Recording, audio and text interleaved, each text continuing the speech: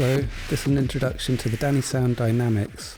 Dynamics is an analog compressor expander with a sub-bass enhancer with a switch to boost the sub-bass. It has a 3-band inductor-based EQ, a harmonic exciter with a switchable bandwidth. It also features a bypass switch here, so you can do a quick A/B comparison of the unprocessed and the processed signal. The module can be used individually, or with two, you can create stereo compressor expander and add the optional VU meters for the complete setup. The Dynamics module is 12 HP and the VU meters are 8 HP. The envelope detector is a feed-forward type, driven from the input, that offers fast transient response with the envelope detector output made available on the front panel to drive other sources. It also has an envelope in to control the VCA part of the circuit with other CV sources, or to control two Dynamics modules with the same envelope CV. There is an input for side chaining and separate inputs and outputs for the compressor expander, and separate input and output for the EQ section. In this way, you could think of the Dynamics as two modules in one. There's a compressor here and the EQ section. The VU meters allow for monitoring of the input signal, the compressor expander output, or the compression expansion amount. The switch to the right sets the sensitivity to low or to high, or in the middle position it will turn the VU meters off. So that's the explanation of the controls. Let's move on to some audio demonstrations. The breakbeats are coming from the MPC player here. It's going through this module, which gives it a little bit of gain, bring it up to modular level, plus minus 5 volts, and then it's going directly into the compressor expander section here. And we're taking the output from the compressor expander, we're not looking at the EQ section just yet.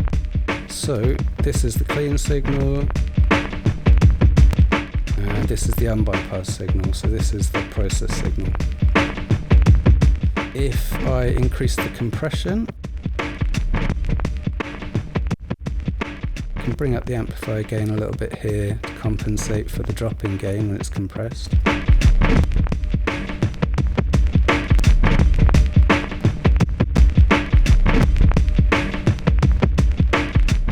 For the expansion, you want to take the initial level down a little bit, and then you want to increase the compression expansion to the right side, and that'll be expansion. So if I take that right down, you can hear it.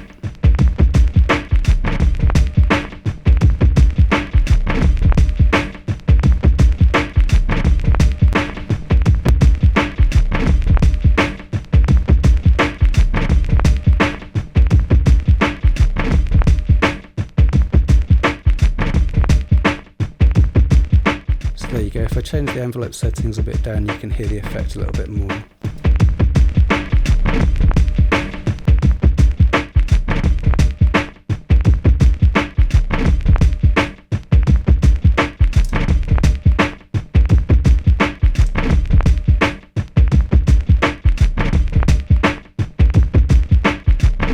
So now, if I show you what it sounds like with the compressor in,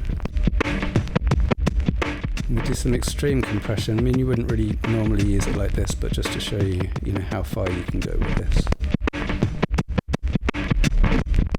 And we can change the attack here to kind of bring out more of the clicks of each individual hit.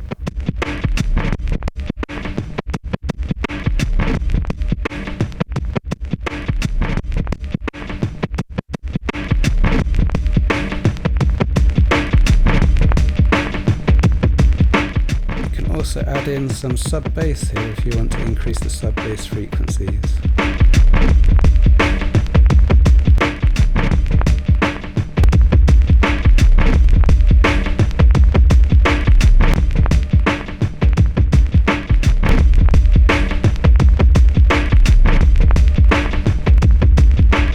So with the sub-bass boost in, you can really sort of drive it. You can hear it distorting a little bit, but it gives you an idea of where you can go with that if you turn it up full.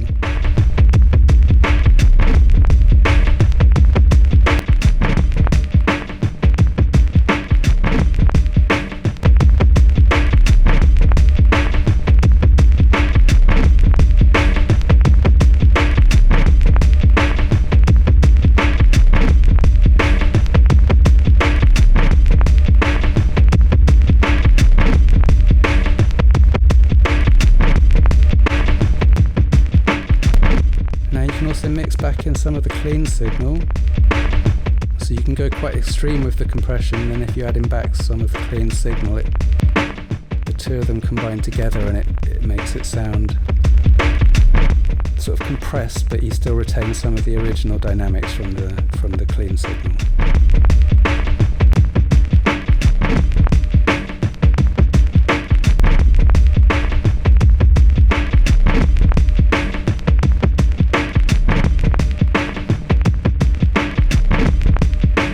If now you take the output, instead of coming from the compressor expander output, if you come from the EQ output, now you can hear that there's a drop in volume. If I just do the 2, hang on a second.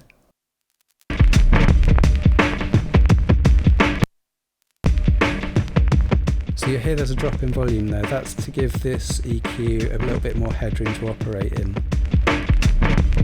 So now, if I show you the controls for this, so the top one here is the treble control, and these are inductor-based EQs, so they have like a quite characterful sound to them.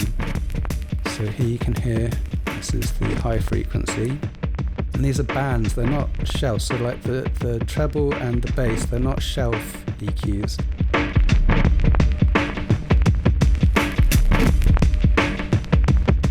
This is the mid control here. This might get a little bit loud actually, so hang on a second.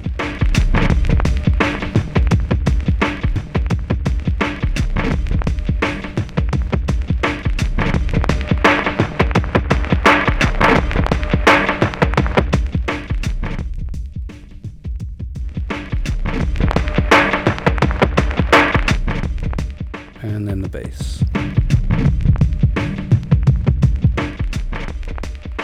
So you can hear it doesn't quite cut out all of the sub bass there. That's because this is a band EQ, it's not a shelf EQ.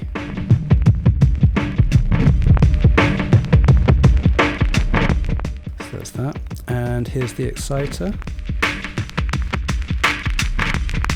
So the exciter here is used to, like in this bandwidth, you're sort of catching, you can hear it, it's like the top bit of the snare drum and then it's like the cymbals on. This is a this is a shelf kind of EQ, so it will sort of boost all of the top frequencies. So when you change the exciter bandwidth, you can hear it's moved up the frequency range now, and it's sort of working on like hi-hats and cymbals.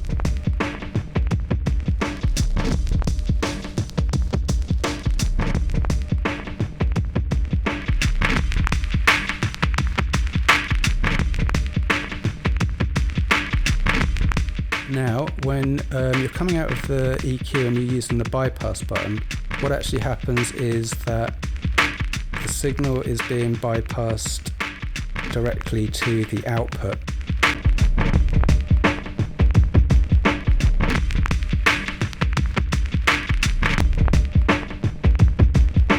So there you can hear it. So at the moment it's like quite balanced, but if you really wanted to drive the EQ section, it becomes a little bit harder to balance the signal just because there's so much gain happening in the EQ section.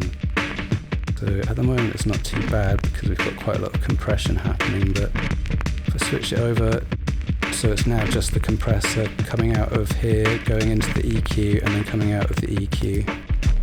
So you can hear that there's a boost there.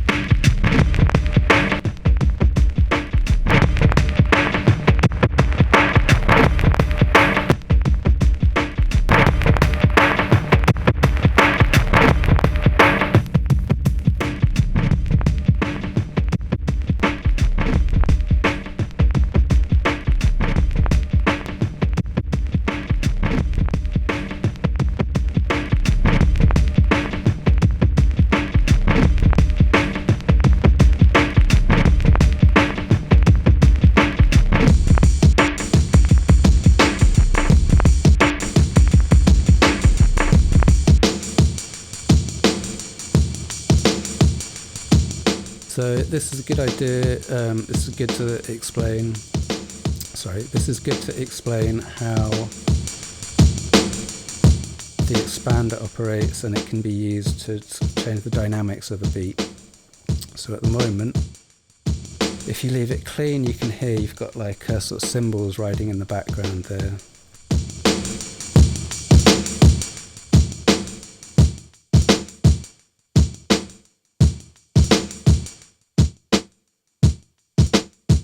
So there, you can hear how you can pick out just the individual beats.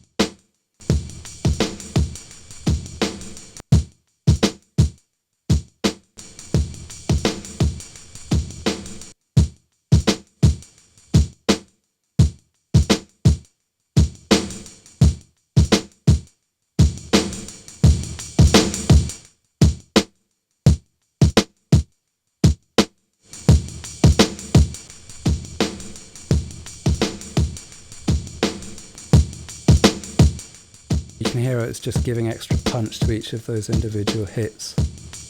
So this way you're sort of expanding it, so you're increasing the dynamics of the beat. If you wanted to reduce the dynamics, then obviously you change that to compression. Still want to retain some of the clicks of the transients as they're coming through, so you need to play with the attack and the release to get those sounds exactly right. Add in some sub bass, and this would be how I'd normally process a drum beat.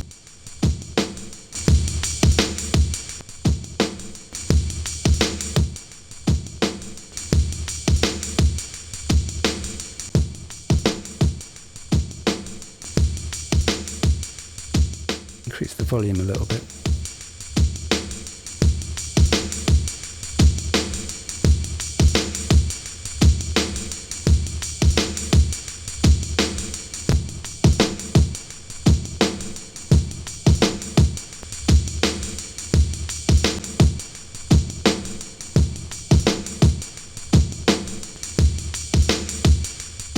There you can hear it's picking out the transients of each of those individual hits. It's quite subtle. Compression's not really an obvious processing thing to demonstrate, but yeah, I mean it's quite a subtle effect.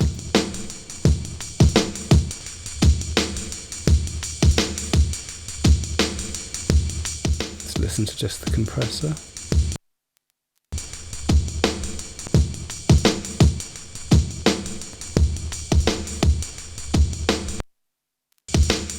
Coming through the EQ section so you can see what the EQ is doing.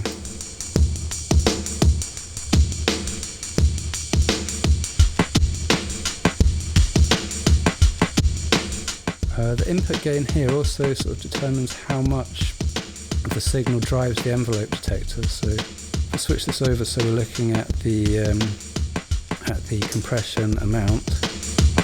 Actually, if I stop the beat for a second, you can see how you can set this up. So this here, you can monitor the initial level. So this is set to compression amount, this is set to low sensitivity, and we're looking at the compression amount. So this sets the level of the amplifier initially. So if you set it to sort of around 0, which is about there, if you set the compression to off, and then we play the beat again. Right. Now as I increase the compression, you can see how that's registering on the VU meters there.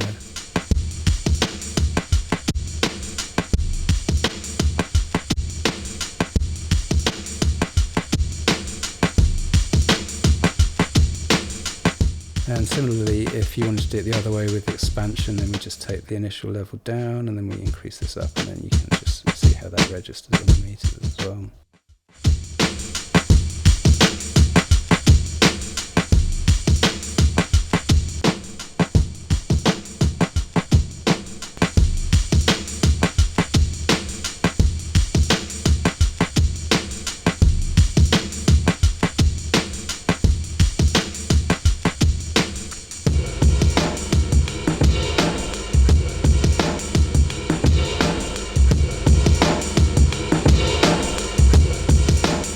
Here we go, maybe we want to bring these cymbals out a little bit more.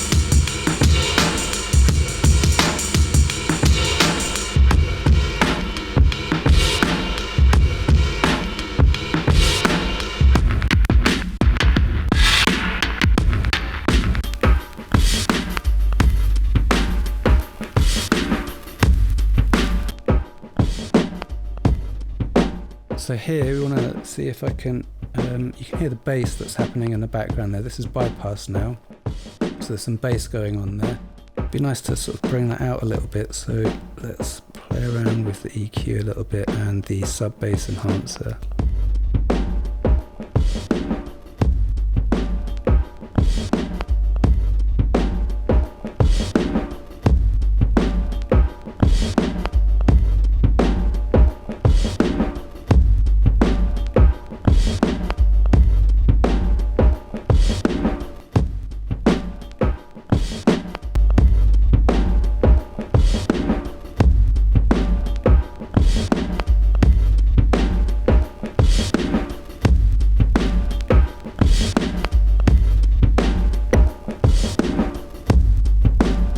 If you increase the exciter here, because this is sampled off of a record, so you can hear sort of bring out some of the scratches of the record, if you can hear that.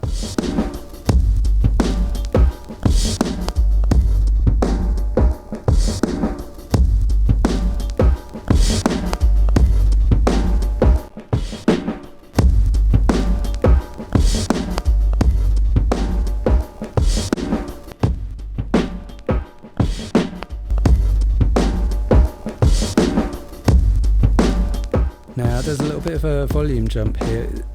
It's kind of important when you're using sort of processing modules like this.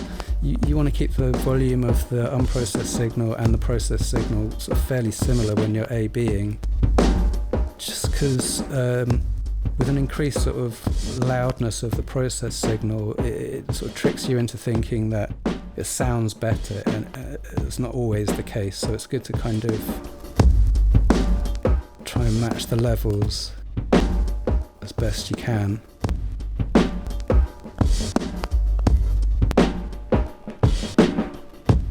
So unprocessed or bypassed, unbypassed.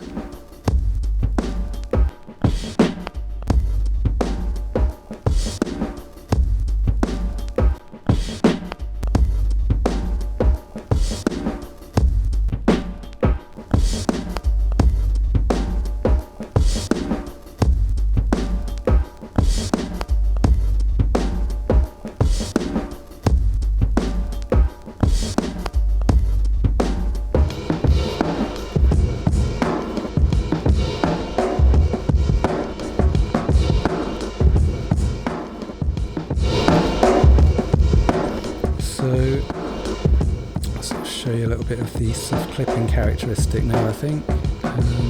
Reduce the controls on the EQ.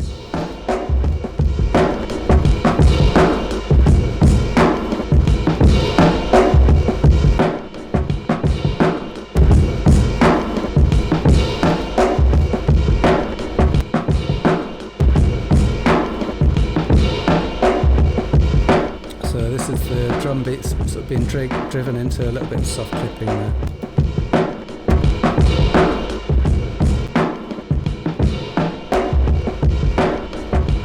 Take the sub bass off.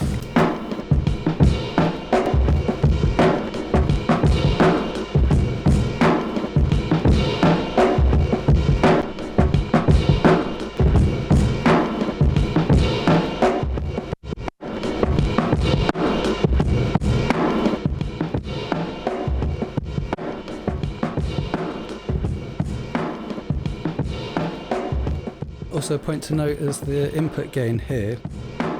This, if I stop the beat a second, so this will determine how much signal goes into the compressor, and it also determines how sensitive the envelope detector will be. So if I play the beat, so at the moment there's no compression, so if I turn the compression up so you can see what's happening here, the compression amount. If I reduce the input gain, you can see it's not driving the compressor as much, and if I increase it too much, you can see it starts to drive it too much.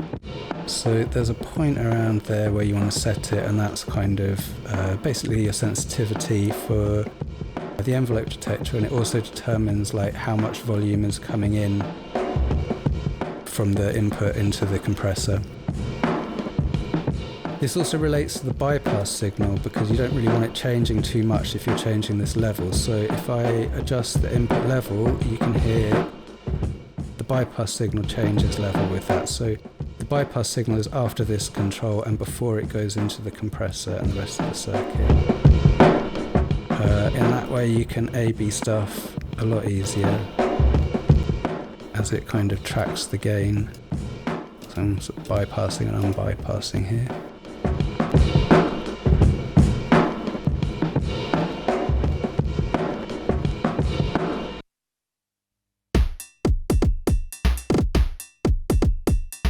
Right, so here I have some drums coming from the modular. They're coming into the Dynamics module here on the right hand side, and there's some compression going on. That's the bypass signal, and that's the process signal.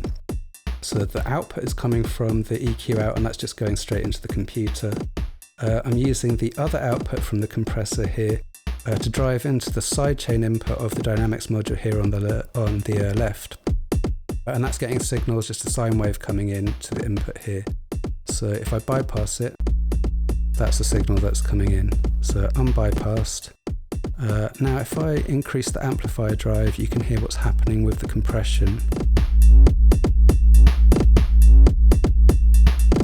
If I reduce the EQ a bit so it's not pumping into distortion too much. So there, you can hear how it's sort of changing the amplitude of that bass line in time with the drums. So with this method you can use the input gain here. It's just a sensitivity to just drives the gain into the compressor. It's not having any effect on the envelope detector here, as that's being driven by the sidechain input. So if I increase that, it's just going to give it a little bit more gain coming in, so you can sort of get some nice sort of soft clipping as you drive the bass into a little bit of distortion, a little bit of soft clipping, and you can bring that out a little bit more with the EQ section if you want. So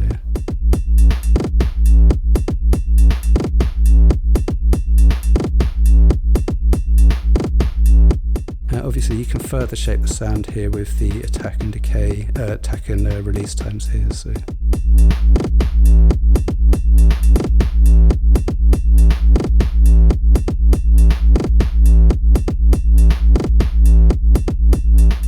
if I bypass the drum processing on the drums here, you'll see how it reduces the volume coming into the sidechain input, so you can see how that affects the rhythm of the bass.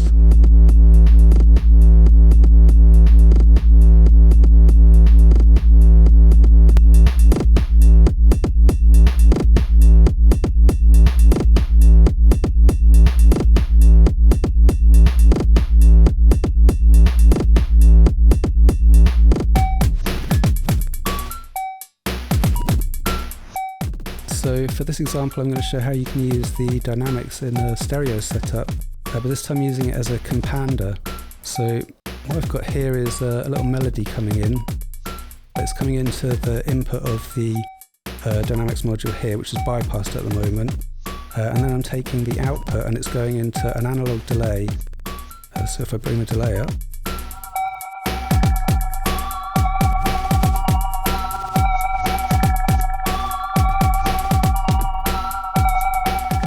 and then the output of the delay is coming into the second Dynamics module, which is also bypassed at the moment, and then the output's going to the computer. So the idea with this setup is that if you listen to the melody, you can hear some of those high notes aren't quite as loud as the low note that's on the downbeat. So getting a little bit lost. So if you add in some compression,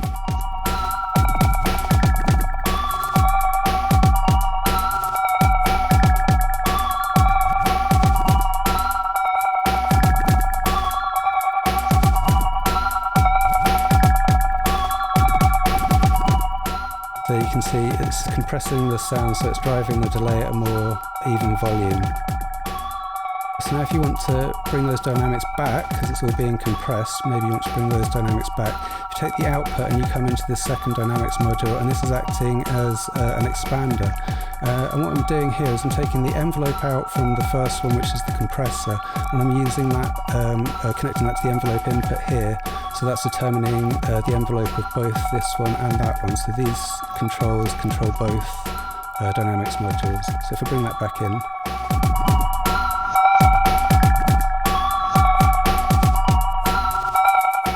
so there you can see sort of how the dynamics have been brought back in now and they've been expanded at the output. That way you can drive things like a delay where it wants sort of a constant volume to get the best signal to noise ratio, and then you can reintroduce the dynamics again at the end.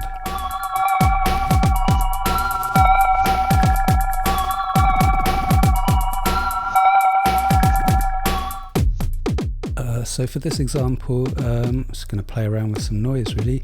So I've got a bass drum coming out, it's being processed by this dynamics module. It's also going into a delay and a reverb, and within that there's also this dynamics module which is coming from the reverb out, and then it's coming back into the delay return. So it's like part of the feedback path. So if you want to hear what that sounds like.